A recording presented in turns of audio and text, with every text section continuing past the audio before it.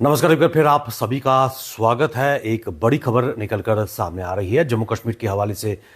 अगर बात करें तो हम सब जानते हैं कि इस वक्त इलेक्शंस को लेकर सरगर्मियां बढ़ती जा रही हैं और जिस तरह नेशनल कॉन्फ्रेंस ने कांग्रेस को, खासकर राज्यसभा की सीट की अगर बात करें, सेफ सीट नहीं दी थी, उसके बाद लगातार ये कयास लग रहे हैं कि नेशनल कॉन्फ्रेंस और कांग्रेस के बीच सब सही नहीं है। और ऐसे में जो सूत्रों के हवाले से नेशनल कांग्रेस के जो शीर्ष नेता हैं उनकी तरफ से लगातार इस तरह के बयान आ रहे थे कि जो गठबंधन है शायद समाप्ति की कगार पर बढ़ता हुआ नजर आ रहा है। और इन सब के बीच जम्मू कश्मीर के मुख्यमंत्री उमर अब्दुल्ला और नेशनल कॉन्फ्रेंस के वाइस प्रेसिडेंट उमर अब्दुल्ला की तरफ से ये स्पष्ट कर दिया गया था कि बडगाम सीट पर नेशनल कॉन्फ्रेंस के उम्मीदवार चुनाव लड़ेंगे।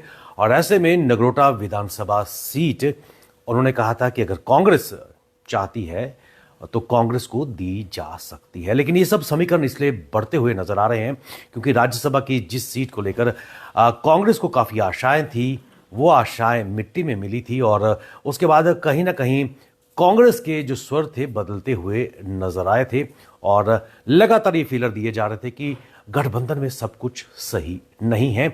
और लगातार कांग्रेस के शीर्ष नेता ये कह रहे थे कि गठबंधन की जो मर्यादा है उसका उल्लंघन नेशनल कॉन्फ्रेंस ने किया है। और यही कारण है कि एक पूरी report JKPCC chief Tariq Hamid Karra की तरफ से राष्ट्रीय स्तर पर भेजी गई थी और कई चीज़ों का खुलासा, खासकर जो मतभेद खुलकर सामने आ रहे थे कि क्यों नहीं राज्यसभा की जो एक सेफ सीट थी कांग्रेस को दी गई थी और उनको ऑफर किया गया था एक रिस्की सीट जिसको कांग्रेस ने नहीं माना। और यही कारण था कि 24 अक्टूबर को अब जो मतदान की प्रक्रिया होगी, नेशनल कॉन्फ्रेंस के 4 उम्मीदवार मैदान में होंगे। लेकिन सबके बीच आज जो बड़ी खबर निकल के सामने आ रही है, कांग्रेस ने बिल्कुल स्पष्ट कर दिया है कि वो नगरोटा विधानसभा सीट से नहीं लड़ेगा।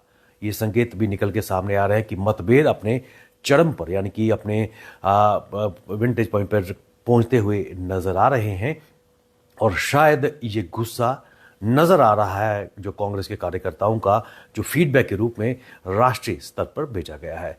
लेकिन कांग्रेस का जो स्टेटमेंट सामने आई है उसमें ये कहा गया है कि वर्ष 2024 में जब विधानसभा के चुनाव नगरोटा में हुए थे तब देवेंद्र सिंह राणा चुनाव तो जीत के आए थे, लेकिन नेशनल कॉन्फ्रेंस के जो उम्मीदवार थे वो दूसरे नंबर पर आए थे। और इसलिए जो गठबंधन की मर्यादा है उसका पालन कांग्रेस कर रही है और यही कारण है कि ये सीट नेशनल कॉन्फ्रेंस ही लड़े, ऐसा कांग्रेस की तरफ से कहा गया है।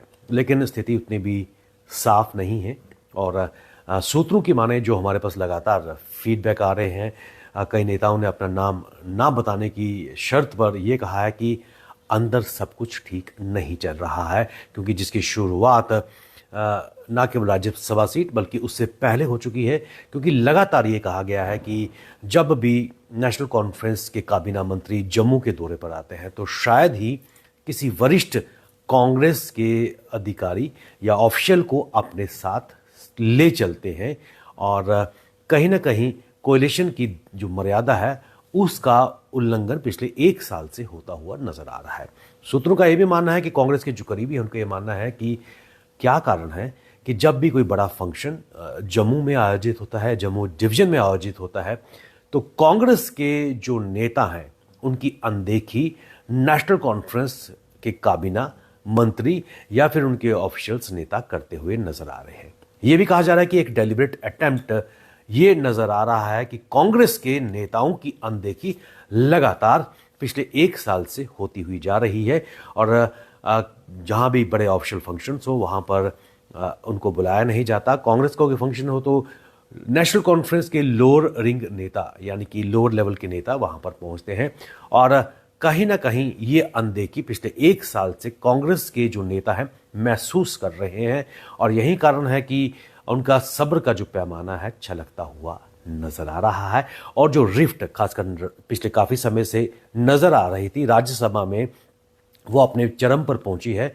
और जब नेशनल कॉन्फ्रेंस ने एक रिस्की सीट कांग्रेस को दी है तो वो सब्र का पैमाना छलकता हुआ नजर आया है, क्योंकि अगर एक सेफ सीट कांग्रेस को मिल गई होती तो शायद गठबंधन का ये हाल नहीं होता। और जो सूत्र हमें बता रहे हैं कि लगातार पिछले 1 साल से कांग्रेस के नेताओं की अनदेखी होती जा रही है। जो भी बड़ा function, official function Jammu Kashmir में हो रहा है, वहां पर कांग्रेस के नेताओं की अनदेखी साफ महसूस की जा रही है और उनको बुलाया भी नहीं जा रहा ऑफिशियल तरीके से। और ये महसूस कांग्रेस का कैडर कर रहा है और इसकी डिटेल्ड रिपोर्ट केंद्र को उन्होंने भेजी है, जो केंद्र में उनकी हाई कमान है उनको भेजी गई है। और शायद यही कारण है कि कांग्रेस ने मन बना लिया है कि हम नगरोटा विधानसभा सीट नहीं लड़ेंगे। और शायद ये असंतोष लगातार जो व्यक्त किया जा रहा है, और सूत्र ये भी बता रहे हैं कि शायद जो गठबंधन है टूट की कगार पर पहुंचता हुआ नजर आ रहा है। लेकिन क्या नेशनल कॉन्फ्रेंस अपना कुंभा बचाने में सफल होगी, ये तो वक्त ही बताएगा। लेकिन सबसे बड़ी खबर निकलकर सामने आ रही है कि नगरोटा विधानसभा सीट से कांग्रेस चुनाव नहीं लड़ेंगे, क्योंकि एक तरफ एक इंडिकेशन ये भी आ रही थी कि ठाकुर बलवान सिंह, जो कुछ दिन पहले नई दिल्ली में गए थे, हाईकमान से उनकी मुलाकात हुई थी, वहां पर उन्होंने ये लग रहा था कि उनके नाम पर मोहर लगाई जाएगी। उसके बाद जब वो दिल्ली से आते हैं, एक प्रेस कॉन्फ्रेंस की जाती है और जो सूत्र बता रहे हैं कि बलवान सिंह एक चेहरा था कांग्रेस का नगरोटा विधानसभा सीट के लिए, इलेक्शन के लिए।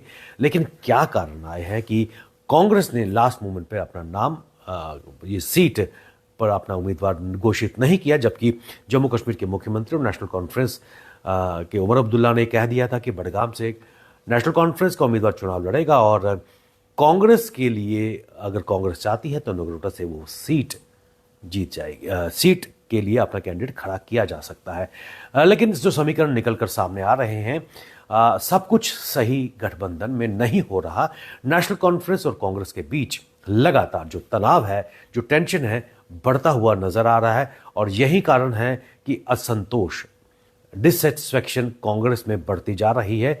और जो कांग्रेस के नेता हैं लगातार इस तरह के पोस्चरिंग कर रहे हैं और शायद उसी कड़ी में ये एक अहम फैसला कांग्रेस की तरफ से लिया गया है। लेकिन जो भी होगा, 24 अक्टूबर को राज्यसभा के इलेक्शन और उसके बाद 11 नवंबर को असेंबली इलेक्शंस होने जा रहे हैं, बाई इलेक्शंस नगरोटा और बडगाम में। देखने वाली बात है कि ऊंट किस करवट बैठेगा और क्या गठबंधन एक जॉइंट फेस दिखाने में सफल हो पाएंगे। बने रहिए हमारे साथ। ताजा अपडेट के लिए हमें दीजिए इजाजत। नमस्कार।